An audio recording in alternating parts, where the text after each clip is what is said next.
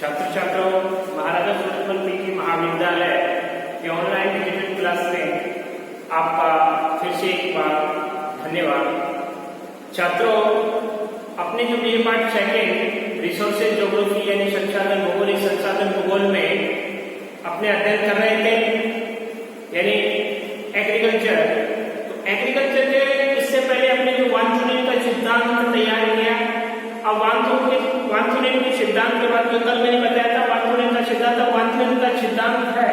ये वांछनीय का सिद्धांत से मुख्य रूप से यानी कितने भागों में बांटा गया था, इसकी जो विशेषता है वो विशेषता ये बताई थी मैंने आपको कि एक ऐसा प्रदेश होना चाहिए जिस प्रदेश के चारों तरफ कृषि क्षेत्र हो तथा कृषि क्षेत्र के साथ साथ में उसने मुख्य रूप से 6 पेटियों में बांटा था।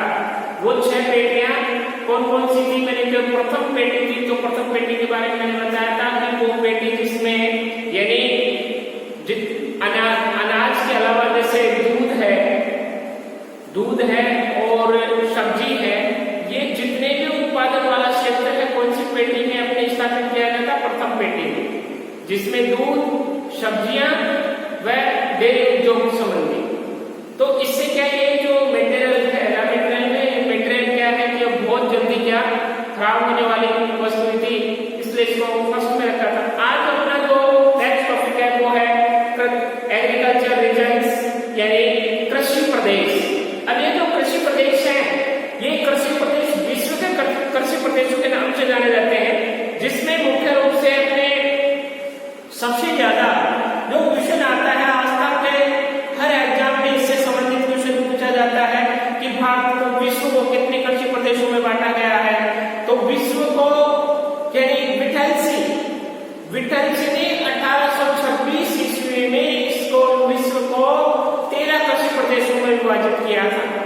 अब 13 कृषि प्रदेश उसने बताए थे और वही 13 कृषि प्रदेश आज तक अपने इसमें सबसे ज्यादा लोकप्रिय माने जाते हैं। तो कृषि प्रदेश तो कृषि का एक विस्तृत क्षेत्र है। सबसे पहले अपने जिक्र करते हैं या चर्चा करते हैं कि कृषि प्रदेश होता क्या है। तो भूमि का एक विस्तृत क्षेत्र जिसमें कृषि करने की दशाओं तथा प्रतिरूप में व्यापक रूप से समानता मिलती है तथा जो समीपवर्ती क्षेत्रों से विशिष्ट रूप से भिन्न होता है, वो क्या कहलाता है? कृषि प्रदेश। समझ में आया कि भूमि का एक विस्तृत क्षेत्र जिसमें कृषि करने की दशाओं तथा प्रतिरूप में व्यापक रूप से समानता मिलती है तथा जो समीपवर्ती क्षेत्रों से विशिष्ट रूप से क्या होता है? भिन्न होता है, अलग होता है, उसको अपने क्या कहते हैं? कृषि प्रदेश। एक बार मैं लिख देता हूं, भूमि का एक विस्तृत क्षेत्र, भूमि का एक विस्तृत क्षेत्र, भूमि का एक विस्तृत क्षेत्र जिसमें कृषि करने की दशाओं, जिसमें कृषि करने की दशाओं तथा प्रतिरूप में व्यापक तथा प्रतिरूप में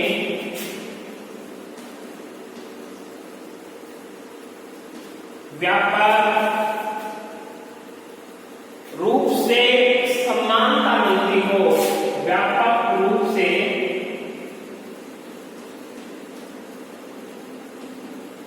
समानता मिलती हो, व्यापक रूप से समानता मिलती हो तथा जो समीपवर्ती क्षेत्रों से तथा जो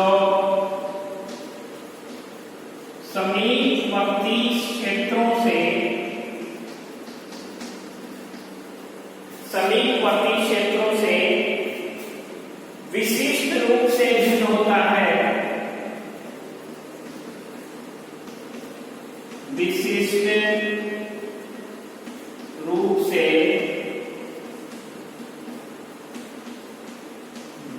होता है उसे कृषि प्रदेश कहा जाता है। कृषि प्रदेश कहा जाता है, यानी भूमि का एक विस्तृत क्षेत्र जिसमें कृषि करने की दशाओं तथा प्रतिरूप में व्यापक रूप से समानता मिलती हो तथा जो समीपवर्ती क्षेत्रों से विशिष्ट रूप से भिन्न होता है उसे क्या कृषि प्रदेश कहा जाता है। तो कृषि प्रदेशों का जो वर्गीकरण के जो आधार तत्व है उन कृषि प्रदेशों के वर्गीकरण के आधार तत्वों में कृषि प्रदेशों का वर्गीकरण करने के लिए वे ही आधार तत्व माने जाते हैं जिनमें कृषि की दशाओं व प्रतिरूप की समानता तथा समानता की प्रादेशिक भिन्नता प्रकट होती है। अब सर्वप्रथम 1836 में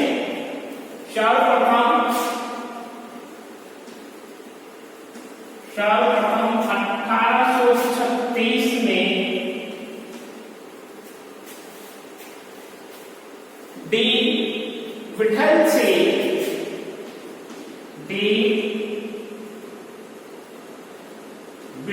सिंह ने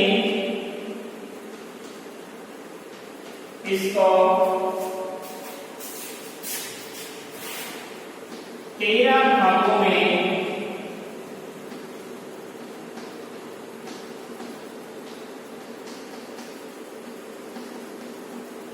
विभाजित किया गया था।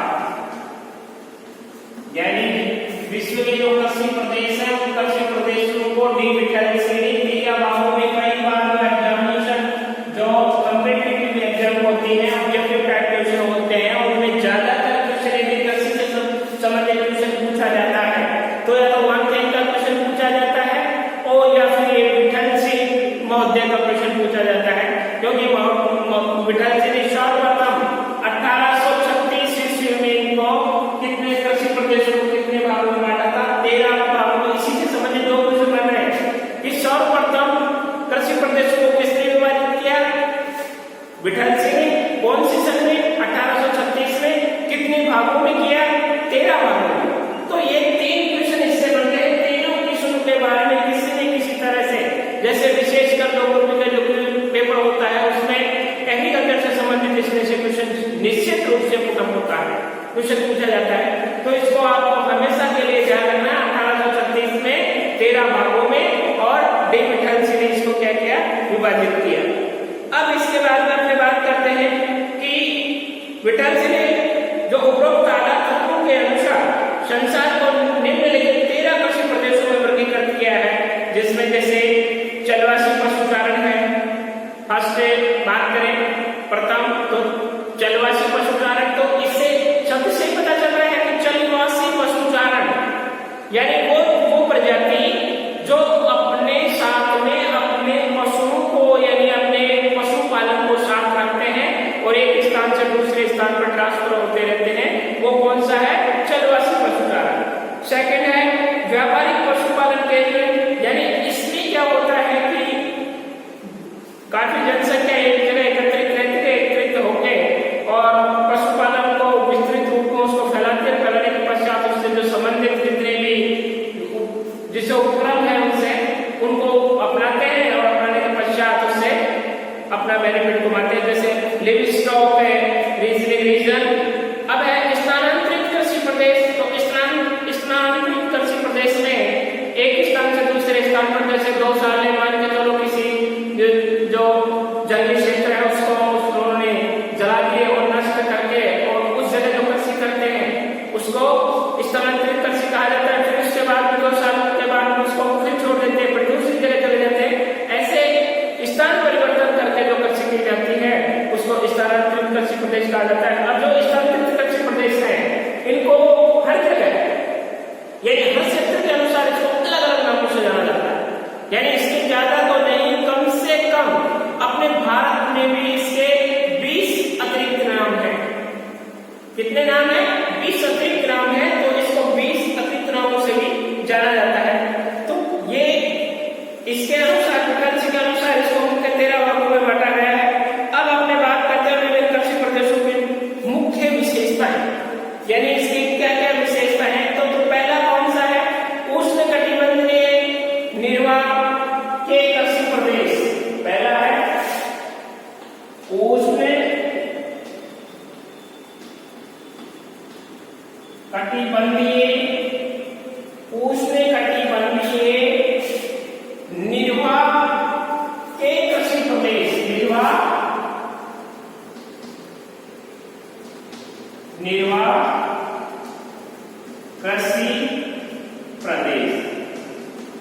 जो प्रथम प्रकार का कृषि प्रदेश है वो है उष्णकटिबंधीय निर्वाह कृषि प्रदेश। तो इसमें सबसे पहले हम ये देखते हैं, इसकी लोकेशन देखते हैं, इसकी ये कौन से जगह स्थित है। तो ये 20 डिग्री उत्तरी तथा 20 डिग्री दक्षिणी अक्षांश के बीच स्थित है। यह क्षेत्र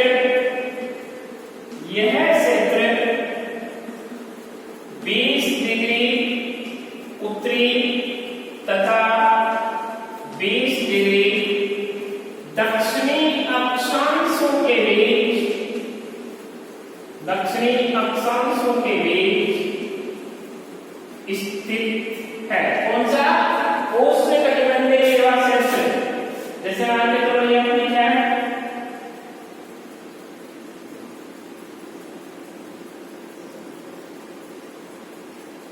ये अपना क्या स्लोप है। इस स्लोप में सबसे पहले ये कौन सी है? विषुवत रेखा या भूमध्य रेखा। 0 डिग्री विषुवत रेखा या भूमध्य रेखा। ये कौन सी है? 23.5 सही 1/2। ये 23.5 सही 1/2। इसको कौन सी कहते हैं? कर्क रेखा। और ये नीचे का है, ये 66.5 सही 1/2। 90 डिग्री ये उत्तरी ध्रुव।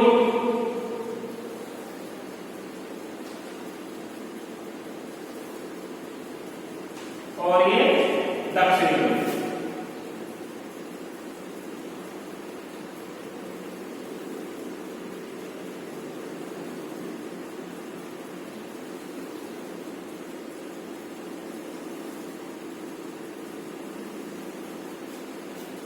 ये है अपना ग्लोब है। तो इस ग्लोब में आपको दिख रहा है कि 20 डिग्री उत्तर, तो ये 23.5 डिग्री है। तो यहाँ तक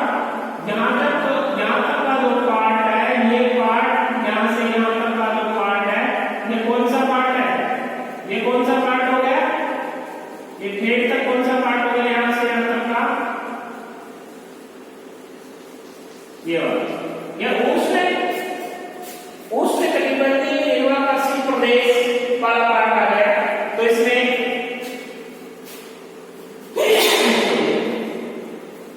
इसमें 20 डिग्री उत्तरी तथा 20 डिग्री दक्षिणी अक्षांश के बीच स्थित उष्ण आर्द्र कटिबंध में भूमि के विस्तृत क्षेत्र ऐसे हैं जिन पर आदिमकालीन ढंग से निर्वाह कृषि होती है। यहाँ पर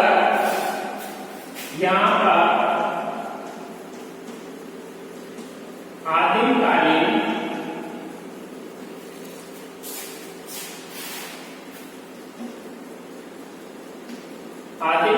निर्वाह ढंग से कृषि की जाती है। यानी आपको इस नाम से पता चल रहा है कि आदिकालीन यानी जो पहले के पूर्वजों के अनुसार, यानी पहले के जमाने में, यानी बहुत पूर्व जमाने के अनुसार यहाँ पर कृषि की जाती है। यानी कहने का मतलब यंत्रीकरण का उपयोग नहीं किया जा रहा। यहाँ तो जो पुराने जो रीति रिवाज पहले से जो कृषि कर रहे हैं वो उसी ढंग से यहाँ कृषि की जा रही है। इसलिए इस क्षेत्र में निर्वाह कृषि भी की जाती है। अधिक गर्मी और अधिक वर्षा के द्वारा फसलों की उत्पत्ति बड़ी तेजी से होती है। इस क्षेत्र में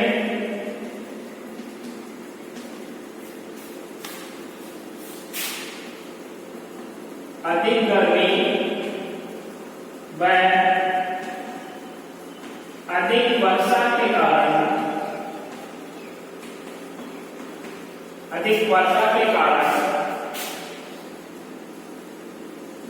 यहाँ पर फसलें तीव्र गति से बढ़ती हैं। तीव्र गति से बढ़ती हैं और तीव्र गति से बढ़ती हैं, जिसके कारण इस क्षेत्र में उत्पन्न की जाने वाली फसलें जैसे रतालू है, केला है, रतालू, केला, शकरकंद, केला, शकरकंद, ज्वार बाजरा,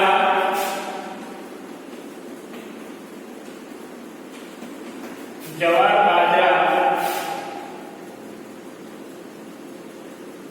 आदि की कृषि की जाती है, आदि की कृषि की जाती है। कौन से क्षेत्र में? उष्णकटिबंधीय निर्वाह क्षेत्र में। यहाँ के जो कृषक केवल उतनी ही भूमि पर खेती करता है जितनी की उसके परिवार में जीवित रहने के लिए आवश्यक भोज्य मिल जाए। यानी कहने का मतलब जो उष्णकटिबंधीय निर्वाह कृषि प्रदेश में जो वहाँ का जो काश्तकार है, वहाँ का जो कृषक है, वो उतनी ही भूमि को जोतता है जिससे उसके जो परिवार को लालन पालन के लिए व्यवस्था हो जाए। उसके अलावा वो कोई स्टोर नहीं करता, कोई जोड़ता नहीं है। यानी कहने का मतलब वो अपने जितना उसको यूज है उतनी ही कृषि करता है। इस कृषि उष्णकटिबंधीय क्षेत्र की प्रमुख ये क्या होती है? विशेषता होती है।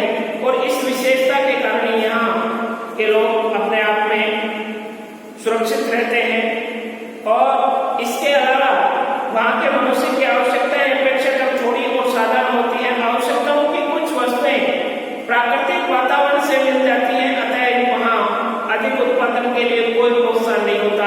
आदिम प्रकार की निर्वाह कृषि के मुख्य क्षेत्र, आदिम प्रकार की निर्वाह कृषि के लिए जो मुख्य क्षेत्र है उनके नाम है आदिम निर्वाह कृषि के लिए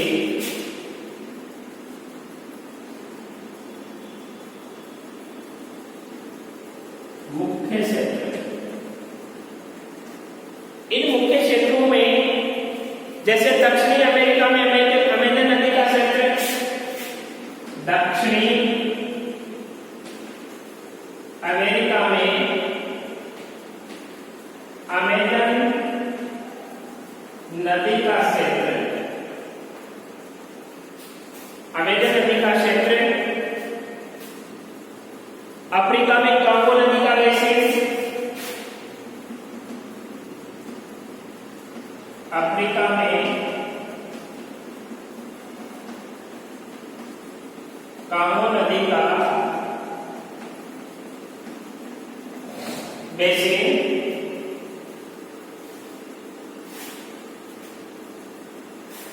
दक्षिणी पूर्वी एशिया में सुमात्रा, दक्षिणी पूर्वी एशिया में Sumatra, Borneo,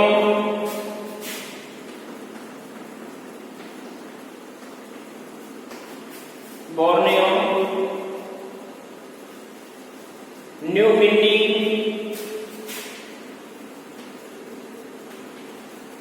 New Guinea, Thailand, Malaysia, Cambodia, Thailand, Malaysia, Cambodia आदि क्षेत्रों में इस प्रकार की अनेक उष्णकटिबंधीय निर्वाह कृषि की जाती है। उसके बाद में सेकंड नंबर की है जिसमें निर्वाह कृषि के दो उपभेद है। इस निर्वाह कृषि के दो उपभेद है।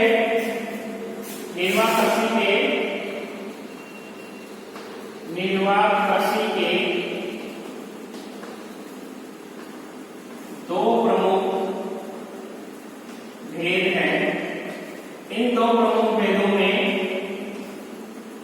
पहला है जो फर्स्ट है वो है स्थानांतरित कृषि। फर्स्ट है स्थानांतरित कृषि यानी शिफ्टिंग एग्रीकल्चर। स्थानांतरित कृषि, और सेकंड है स्थायी कृषि। सेकंड है स्थायी कृषि। ये किसके तहत है? ये उष्णकटिबंधीय जैव कृषि के दोनों प्रकार हैं। एक है स्थानांतरित कृषि और एक है स्थायी कृषि। तो स्थानांतरित कृषि है, इस प्रकार की कृषि आधुनिक विकास से बिल्कुल अछूती होती है। जो आधुनिक विकास है, जो आधुनिक तकनीकी यूज ले जा रही है, उससे वो बिल्कुल अनभिज्ञ है मानी जाती है। क्यों मानी जाती है? क्योंकि वो लोग क्या करते हैं स्थानांतरित कृषि में अपने जो जैसे इसके पत्थर के उपकरण है, बैल का उपयोग करते हैं। वो क्या करते हैं उसको, जैसे जंगली क्षेत्र, जंगली पशु ये है, पेड़ वनस्पति है, उन वनस्पति को क्या करते हैं, उनको एक बार जला देते हैं, जलाकर उसको नष्ट करके उस क्षेत्र को, और उस क्षेत्र में क्या बीज फेंकते हैं, छिड़कते हैं, और छिड़कने के पश्चात उसमें जैसे बारिश हो जाती है, बारिश होने के पश्चात बीज उग जाते हैं, उगने के पश्चात उनको जब पकते हैं तो उनको काट उनको बीजों को इकट्ठा करके और खाने के यूज कर लेते हैं। इसलिए ये जो कृषि है ये बिल्कुल क्या है, यानी आधुनिकता लैस है, इसमें आधुनिकता का कोई प्रभाव नहीं दिखता। इस कारण से यह कृषि का वह प्राचीन रूप है जिसमें कृषि का प्रारंभ किया गया था। यानी आदि मानव के द्वारा जो प्रारंभिक रूप था वो यह ऐसा ही रूप था, इसलिए इसको प्रारंभिक कृषि के नाम से भी हम कह सकते हैं, बोल सकते हैं। वर्तमान समय में भी इस प्रकार की कृषि विश्व के अनेक प्रदेशों में प्रचलित है। मुख्य रूप से उष्णकटिबंध में स्थित जैसे दक्षिणी अमेरिका में अमेजन बेसिन है, मध्य अमेरिका, पूर्वी दक्षिणी एशिया के आंतरिक क्षेत्रों में स्थानांतरित कृषि की जाती है, जैसे मलेशिया है, थाईलैंड है, और थाईलैंड के अलावा म्यांमार है, बर्मा तथा उत्तरी पूर्वी भारत के पर्वतीय क्षेत्रों में भी इस प्रकार की कृषि व्यवस्था मिलती है। तो स्थानांतरणशील कृषि अनेक स्थानीय नामों से पाई जाती है, उसके मैं आपको नाम बता देता हूँ। स्थानांतरित कृषि,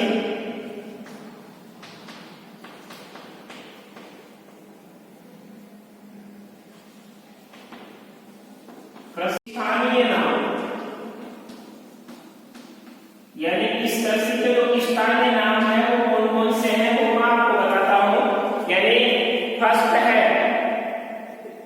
स्थायी नामों से मलेशिया में, इंडोनेशिया में इसे लद्दाख,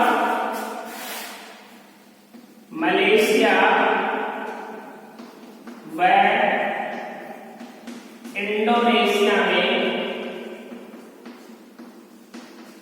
लद्दाख।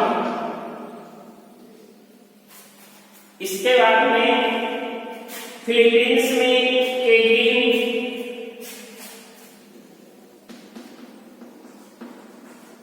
फिलीप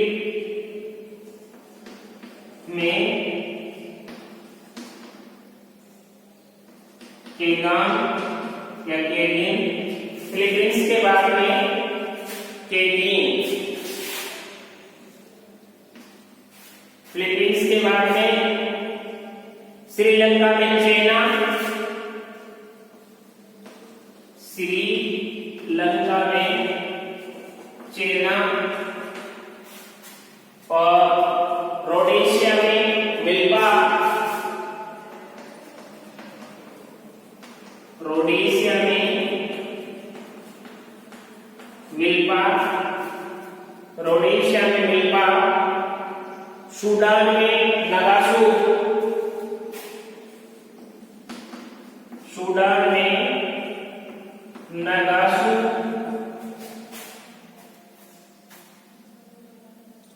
आदि विभिन्न नामों से पुकारा जाता है। यूरोप में इसे नए प्रशस्त रूप में इसे स्वीडन कहा जाता है था, जिसका अर्थ है वनों को जलाकर कृषि करना। यूरोप में इसे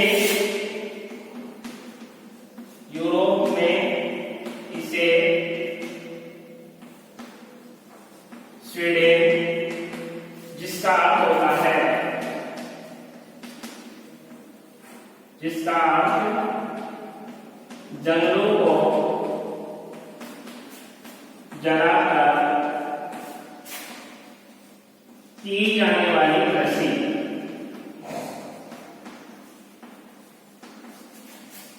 की जाने वाली कृषि स्वीडन कहा जाता है, जिसका अर्थ वनों को जलाकर की जाने वाली कृषि। ये सभी प्रदेश जहाँ स्थानांतरित कृषि व्यवस्था पाई जाती है, जैसे उष्ण आर्द्र जलवायु कटिबंध में स्थित है, उन प्रदेशों में सघन वनस्पति होती है जिसको साफ करके खेत बना लिए जाते हैं तथा 4 या 5 वर्ष कृषि करके उन्हें छोड़ दिया जाता है तथा दूसरे स्थान पर वनस्पति को साफ करके वहां खेत बना लिया जाता है। इस प्रकार की उनकी विशेषता है। यानी ध्यान रखना, स्थानांतरित कृषि के बारे में कई बार शॉर्ट नोट टाइप का क्वेश्चन आता है, यानी कम से कम 30-35 शब्दों में आता है, तो इसे टिप्पणी के रूप में भी आ सकता है। तो स्थानांतरित कृषि के बारे में आपको लिखना है कि ये सभी प्रदेश जहाँ स्थानांतरित कृषि व्यवस्था पाई जाती है उष्ण आर्द्र जलवायु कटिबंध में स्थित है, उन प्रदेशों में सघन वनस्पति होती है जिसको साफ करके खेत बना लिए जाते हैं तथा 4 या 5 वर्ष कृषि करके उनको पुनः छोड़ दिया जाता है तथा दूसरे स्थान पर वनस्पति को साफ करके वहां खेत बनाकर फिर कृषि कार्य करने स्टार्ट कर देते हैं। इसी प्रक्रिया को क्या कहा जाता है? स्थानांतरणशील कृषि। अब इसमें इसकी जो मुख्य विशेषता है वो मुख्य विशेषता में फर्स्ट विशेषता है खेत बिखरे हुए तथा जंगलों में घिरे हुए होते हैं। खेत बिखरे हुए तथा जंगलों से घिरे हुए रहते हैं, जंगलों से घिरे हुए रहते हैं, क्योंकि जंगल को साफ करके भूमि को कृषि योग्य बनाया जाता है, क्योंकि जंगलों को साफ करके भूमि को कृषि योग्य बनाया जाता है तथा खेत 2, 3, 4, 5 वर्ष में बदल लिए जाते हैं तथा खेत 2, 3, 4 व 5 वर्ष में बदल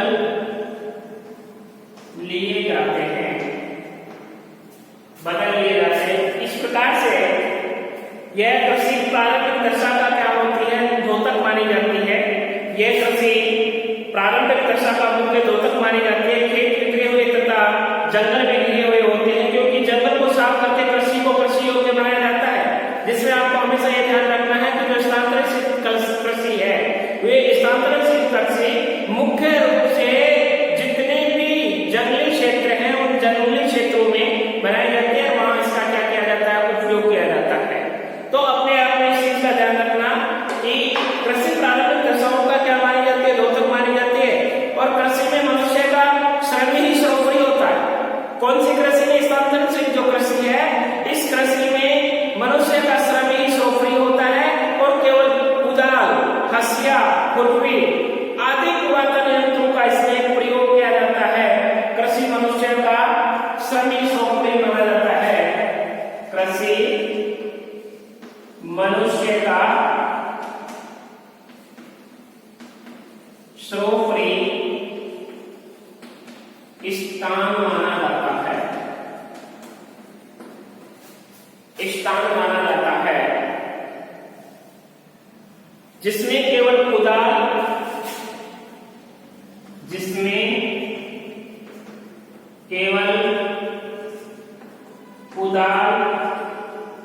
खुरपी, हंसिया यानी हाथ से काम करने वाले यंत्र, यानी कुदाल है, खुरपी है, हंसिया है आदि का क्या करते हैं? वो लोग प्रयोग करते हैं रूढ़ी के द्वारा। उनको कृषि कार्य इन्हीं को मुख्य रूप से पुरातन यंत्रों के नाम से जाना जाता है। पशुपालन का अभाव भी होता है, किसमें? स्थानांतरित कृषि में पशुपालन का अभाव होता है तथा खेतों में खाद का उपयोग नहीं होता। प्रत्येक परिवार प्राय मुर्गी पालन अथवा सूअर पालन करना प्रमुख समझता है। यहाँ के पशुओं की व्यक्तिगत जो भूमि नहीं होती, क्योंकि भूमि संपूर्ण गांव की होती है। कोई भी मनुष्य कहीं भी भूमि साफ करके खेत बना लेता है। यह कृषि निर्वाह मूलक होती है तथा केवल खाद पशुओं को ही उगाया जाता है, जैसे मक्का है, ज्वार है, बाजरा है तथा धान, मेनिया, याम, गन्ना, गेहूं उपजे हैं, यहाँ की मूंगफली, सेब व सब्जी फल भी उगाए जाते हैं। कृषि कार्यों में किसानों का कृषि कार्यों में किसानों का संपूर्ण परिवार लगा रहता है। प्रति हेक्टेयर पैदावार अत्यंत कम होती है। यदि कृषि अत्यंत कम जनसंख्या वाले व अधिक वर्षा के क्षेत्रों में की जाती है तो इस कृषि प्रणाली के अंतर्गत भूमि की उर्वरता शक्ति का ह्रास शीघ्र होता है। मिट्टी के अपक्षरण के कारण उसकी उत्पादन शक्ति घटती है और वह कृषि के अयोग्य होता है। 11 नंबर का है कि साफ की गई वनस्पति नियंत्रित रूप से पुनः उगने लगती है तथा कृषि में वो क्या होती है, बाधक होती है। बाधक क्यों होती है? क्योंकि वो दोबारा से पुनः अंकुरित होती है, तो दोबारा से जो अंकुरित की होती है उसमें ज्यादा बेनिफिट नहीं होता। इसलिए नेक्स्ट है यह अर्थव्यवस्था अस्थिर जीवन का क्या मानी जाती है, प्रतीक मानी जाती है। यह अर्थव्यवस्था अस्थिर जीवन का प्रतीक मानी जाती है। एक स्थान की भूमि कृषि का अयोग्य हो जाने पर वहां के निवासी नई भूमि को साफ करके नए स्थानों पर आवास बनाते हैं, अतः निवासियों का जीवन स्तर भी स्थानांतरणशील होता है। 13 नंबर का जो पॉइंट है इसमें विशेषता है स्थानांतरणशील कृषि की। उसमें इस अर्थव्यवस्था को अपनाने वाले जैसे रूढ़िवादी है, अशिक्षित लोग हैं, अपने परंपरागत कृषि पद्धति को छोड़ने को तत्पर नहीं होते और बाहरी लोगों से भी कम संपर्क में रहते हैं। इस प्रकार जो ये उष्णकटिबंधीय निर्वाह कृषि है, इस उष्णकटिबंधीय निर्वाह कृषि की अपने एक बार शॉर्ट में फिर से चर्चा करते हैं। यह क्षेत्र केवल 20 डिग्री उत्तरी तथा 20 डिग्री दक्षिणी अक्षांश के बीच स्थित है। यहाँ पर आजीवकालीन निर्वाह ढंग से कृषि की जाती है। इस क्षेत्र में कृषि अधिक गर्मी तथा अधिक वर्षा के कारण यहाँ की जो फसलें हैं वो तीव्र गति से बढ़ती है और यहाँ मुख्य रूप से जैसे रतालू है, केला है, शकरकंद है, ज्वार है, बाजरा है आदि की कृषि की जाती है। आदि निर्वाह कृषि के लिए मुख्य क्षेत्र जैसे दक्षिणी अमेरिका में अमेजन नदी का बेसिन, अफ्रीका में कांगो नदी का बेसिन, दक्षिण पूर्वी एशिया में सुमात्रा है, बोर्नियो है, न्यू गिनी है, थाईलैंड है, मलेशिया है, कंबोडिया है। और जैसे इसमें मुख्य रूप से खेत इसकी जो मुख्य जो इसको उष्णकटिबंधीय निर्वाह कृषि इसको 2 भागों में बांटा गया है, एक स्थानांतरणशील कृषि और एक स्थायी कृषि। जिसमें निर्वाह कृषि के आधार पर स्थानांतरण कृषि के जो स्थानीय नाम है हर जगह से अलग अलग नाम मैंने आपको पहले भी बताया था कि इस कृषि को अलग अलग नामों से जाना जाता है। जैसे हमने राजस्थान में इसको जुमिन कृषि के नाम से जानते हैं और मलेशिया में इंडोनेशिया में लद्दाख के नाम से जाना जाता है, फिलीपींस में केंगे के नाम से जाना जाता है, श्रीलंका में चीना के नाम से, इंडोनेशिया में मिल्पा के नाम से, सूडान में मेरागसु के नाम से। इसमें से ज्यादातर क्वेश्चन रिपीट होता है जो जैसे रेलवे का होता है, इसमें बैंक की एग्जाम होती है, इसमें ज्यादातर क्वेश्चन इससे पूछा जाता है कि जो स्थानांतरण कृषि है इसको जैसे श्रीलंका में किस नाम से जाना जाता है, तो श्रीलंका में चीना के नाम से जाना जाता है, इनमें से किसके नाम से जाना जाता है। कई प्रकार से इसमें क्वेश्चन पुट अप होते हैं। तो इसको 2 भागों में बांटा गया है। इसमें 2 भागों में ये मुख्य है और ये आपकी आज हो गई स्थानांतरणशील कृषि की जो प्रमुख विशेषताएं हैं। वो प्रमुख विशेषताएं कितनी हो गई? 13 विशेषताएं हैं। तो सबसे पहले आपको बताना है कि जो कृषि प्रदेश है, कृषि प्रदेश का क्या तात्पर्य है तथा पहले प्रकार की जो उष्णकटिबंधीय निर्वाह कृषि जिसको 2 भागों में